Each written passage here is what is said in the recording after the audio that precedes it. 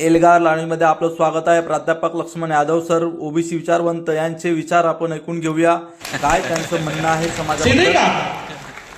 अगर हम अपनी कमियों पर बात नहीं करेंगे तो यहाँ बैठ करके बड़ा बड़ा भाषण देकर के मैं चला जाऊंगा, आप भी बहुत सम्मान देंगे, फिर उसके बाद क्या होगा?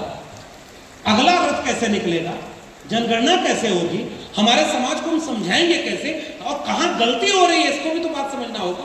और इसलिए इस बात को समझिएगा, जो तेरे ऐब बताता है उसे मत खोना, जो तेरे ऐब बताता है उसे मत खोना। अब कहां मिलते हैं आईना दिखाने वाले, अब तो लोग बांटने वाले मिल रहे हैं, तोड़ने वाले मिल रहे हैं। ओबीसी को ओबीसी से लड़ा दो, दलित को दलित से लड़ा दो, अब तो तोड़ रहे हैं सब ना। हम लोग जोड़ने के लिए यहां आए। एजुकेशन में बजट 10 साल पहले 5% के आसपास था, 4.9, और इस बार एजुकेशन का बजट 2.5 हो गया।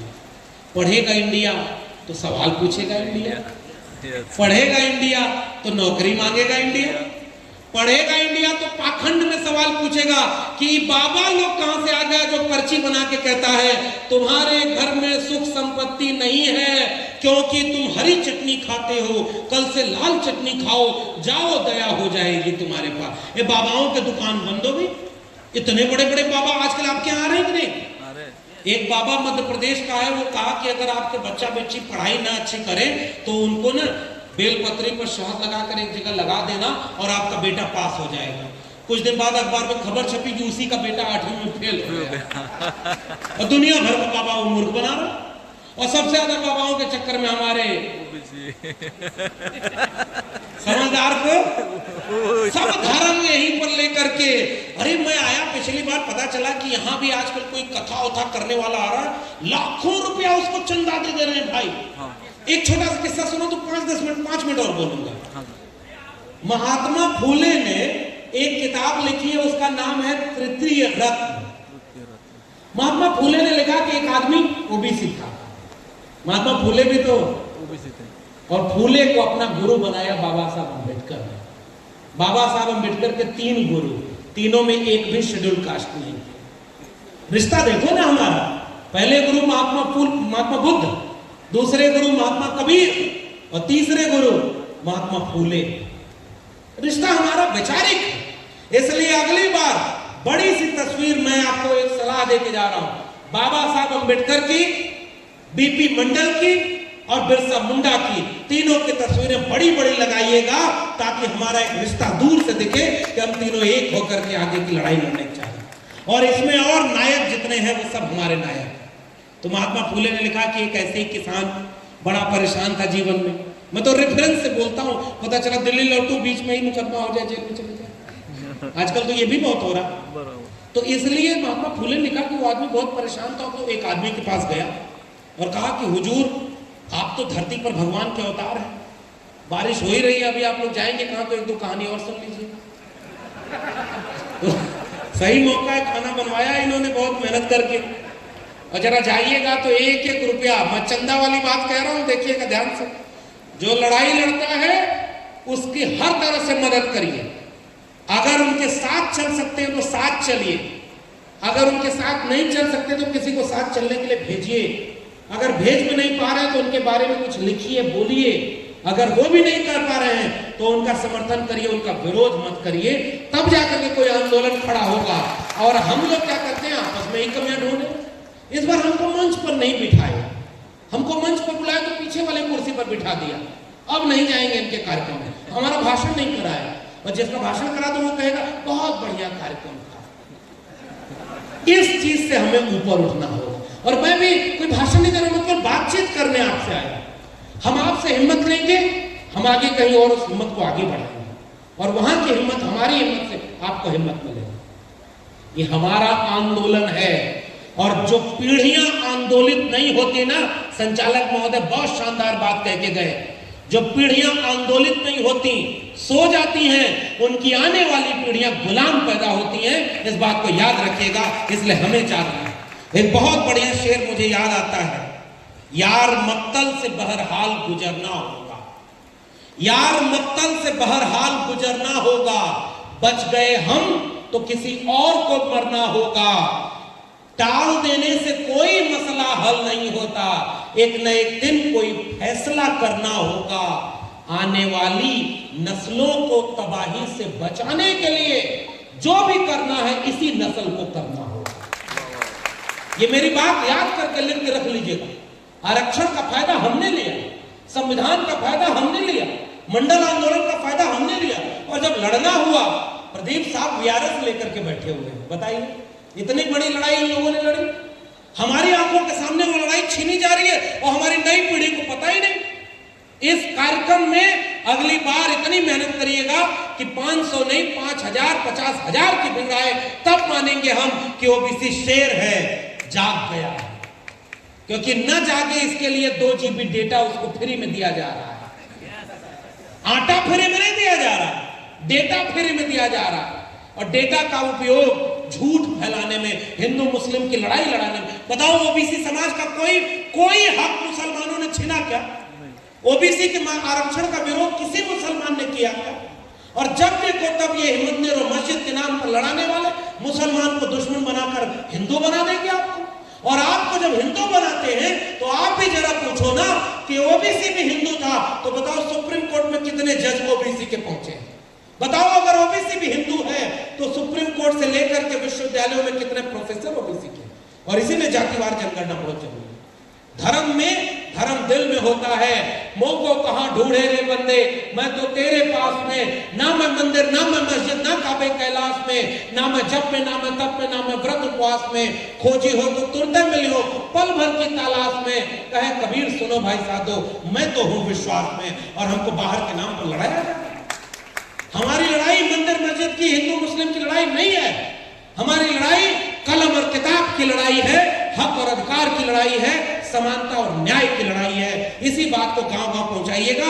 इस देश में कभी कोई दंगा नहीं हो सकता, और दंगा में हमारे लोगों को इस्तेमाल करते हैं। स्कूल कॉलेज यूनिवर्सिटी में क्यों नहीं जा रहे?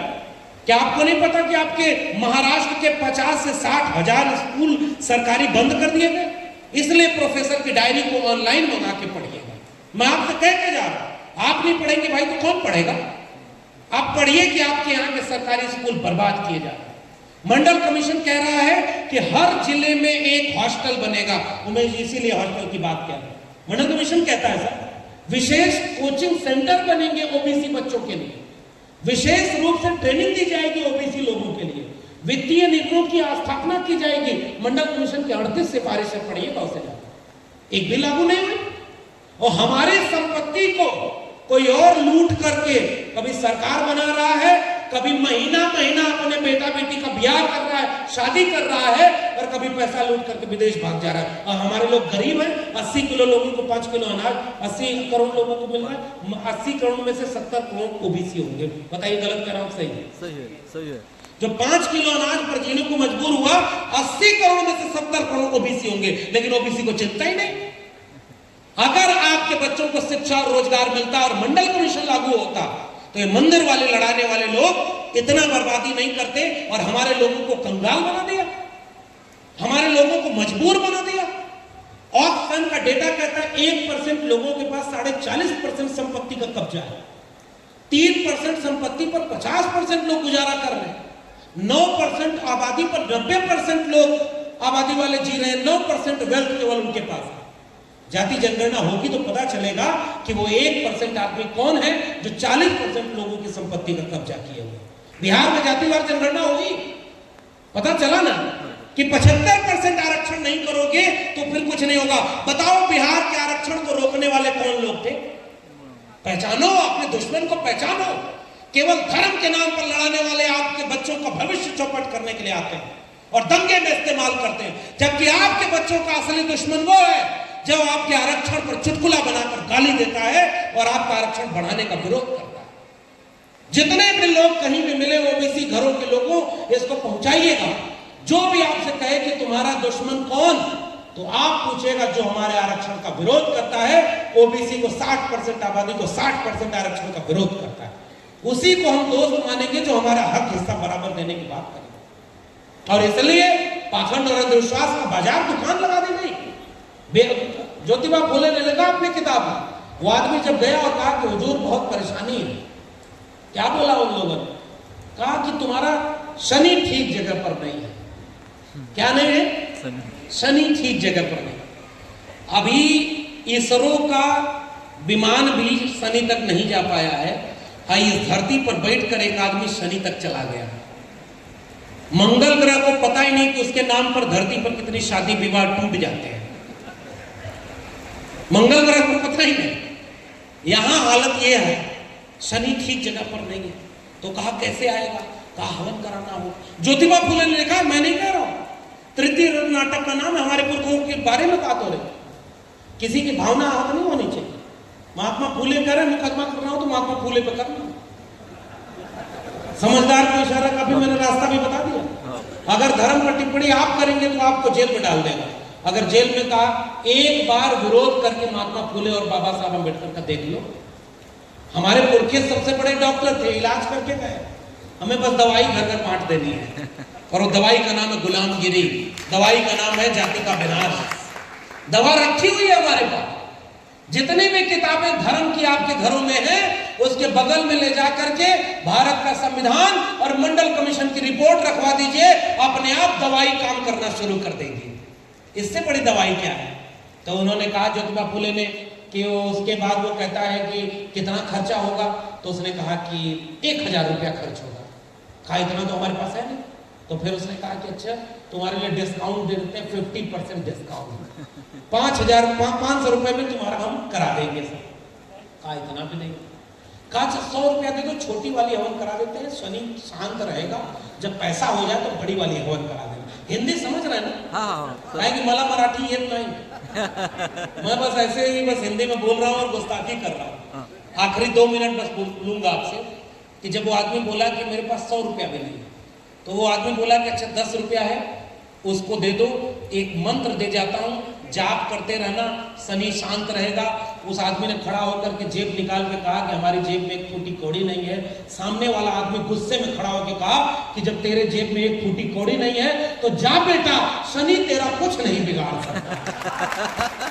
सारी लड़ाई तो उसी की है। जब तेरे जेब में कुछ है ही नहीं तो बिगाड़ेगा क्या वो? असली लड़ाई हमें यही अपने लोगों को समझानी है। धर्म कर्म दिल में होता है। कस्तूरी कुंडल बसे मृग ढूंढे बन माए, और ऐसे घट घट राम है और दुनिया देखे ना। जो आपके भीतर का उसको बाहर पूजा करनी है, घर में करो। भगवान तुम्हारे दिल में है। और किसी को चंदा देने की बजाय उस 1 रुपए से किसी को कलम और किताब खरीद करके दे देना, भूखे को रोटी दे देना। अगर कहीं भगवान होगा तो सबसे ज्यादा इस बात पर खुश हो जाएगा।